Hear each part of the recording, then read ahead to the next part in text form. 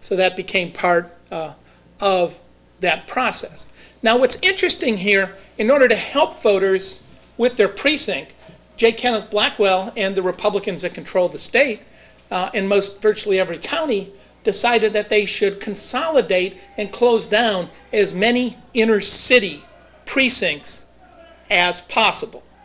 So all over the state of Ohio, but particularly in the inner cities, the precincts were closed down. For example, where I live at 1240 Bryden Road on the near east side, right off the Capitol. Oh, it's football, not Republicans. We're okay. This guy's getting ready to say, run, it's Karl Rove. It's the mighty Texas Strike Force, which I'll talk about later. So I could walk down a block to the old First Presbyterian Church and vote. They closed that down. Now, thankfully, J. Kenneth Blackwell being a nice guy and the Republicans, half a block away, they opened up a new precinct at Franklin Alternative School. But because I need exercise, I'm a big guy, hang out at the Ohio State Fair, and, eye those fried Snickers. They assigned me to about 3/4 of a mile away at the Model City facility. But then, thankfully, unnamed people impersonating the Franklin County Board of Election called me up and directed me to the logical neighborhood precinct. This is what was being done all over Ohio in the inner cities. Consolidate the precincts, assign new precincts, then assign, we don't have neighborhood precincts. We have what we call the precinct to which Mr. Blackwell has arbitrarily assigned you. Maybe in your neighborhood, maybe not. You don't really know. So that becomes part of the process. Now, sadly, he was very busy campaigning for Bush and Cheney's reelection, and he forgot to update his website.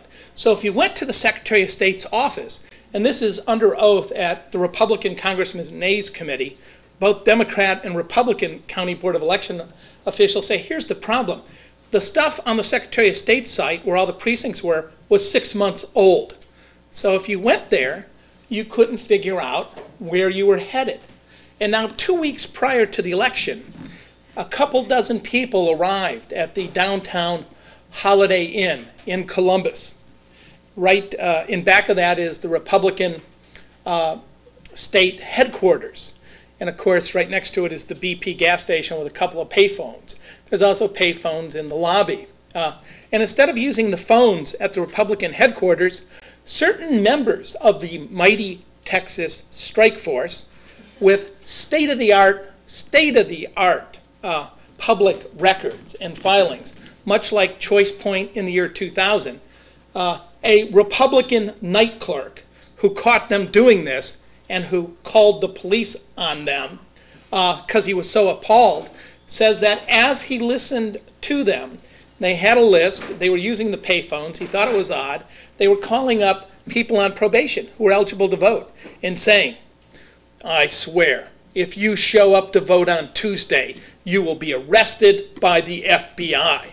Systematically calling up eligible voters. Variations on this were, you owe parking tickets. If you show up to vote, we will arrest you for unpaid parking tickets, back child support, but a whole long list of systematic intimidation of lawfully registered voters, the mighty Texas Strike Force. So wherever that strike force went, we got reports. The cities they went to, Cleveland, Cincinnati, Columbus, the same reports of strange flyers appearing, intimidating calls being made.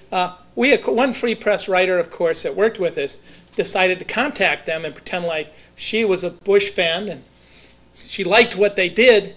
And of course, they said, yeah, we did a great job. It was Karl Rove's idea. It's organized out of the White House. So that was the mighty Texas Strike Force. In the book, part of what you'll see, if you purchase it or get a chance to look at it, you'll see, among other things, how we start out is that on October 5th, 2004, after Blackwell made his ruling on jurisdictions that disenfranchised thousands of voters, 5,000 or so in Lucas County alone, here is a letter which is oddly to the chair of the Cuyahoga County Board of Election, Robert Bennett, who's the chair of the Republican Party in the state. In the letter, Bennett, being an old-time Midwest Republican, was reluctant to disenfranchise voters. But Blackwell says to Mr. Bennett, be advised that your actions are not in compliance with Ohio law, and further failure to comply with my lawful directives will result in official action, which may include removal of the board and its directors. So he's threatening the chair of the Republican Party in the state of Ohio with removal unless he carries out the brand new directives on provisional ballots by precinct. Of course, Ken Blackwell called it a model election. I'm not sure which authoritarian regime's model he's referring to. Some other things that we included in the book as we wrote stories at the Free Press was a couple of my favorites. My co-editor, Harvey Wasserman, who also wrote many of these stories in here, applied for an absentee ballot. And this was happening everywhere. This is in Franklin County. Harvey's lived at the same address for 20 years, right? September 14th, 2004. Note the late date of this. We are in receipt of your application for an absentee ballot. However, it is missing some important information, although the applications do include what party you belong to. We need your residence in Ohio. Please complete the form and return to us. Of course, they mailed it to his correct address. Hi, we don't know where you live. Okay, we got the right address here, but we can't send you an absentee ballot. So this was happening all over the state of Ohio, as well as, of course, some other interesting flyers that had been sent out as well. As I dig one up here, which is one of my favorites, if we can take a look at it. Oh. This is the Lake County Board of Elections, right next to Cleveland, Cuyahoga County, the suburb of Cleveland. Urgent advisory, October 22nd, 2004. Dear newly registered voter, the voter registration deadline passed on October 4th, 2004, and we registered a record number of new voters. The demand on your office has been great, and we appreciate your cooperation. Unfortunately, independent efforts by the NAACP, America Coming Together, John Kerry for President, and the Capri Cafaro for Congress campaign have been illegally registering people to vote and apply for absentee ballots. This is a terrible occurrence that will undermine the process of democracy. If you have been registered by any of these entities, then you may run the risk of being illegally registered to vote. Please be advised that if you were registered in this capacity, that you will not be able to vote until the next election. We apologize for these problems, and we will pursue these entities to the fullest extent. Please notify the Lake County Sheriff's Office if you have any question. No such flyer was sent out under the Lake County Board of Elections, nor did they send out in the major city the flyer saying, due to record voting, the Board of Elections Republicans will vote on Tuesday, Democrats will vote on Wednesday.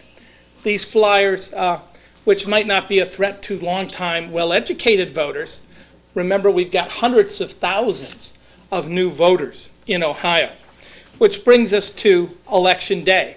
So all of that is happening as a run-up to the election. Thousands of voters being disenfranchised.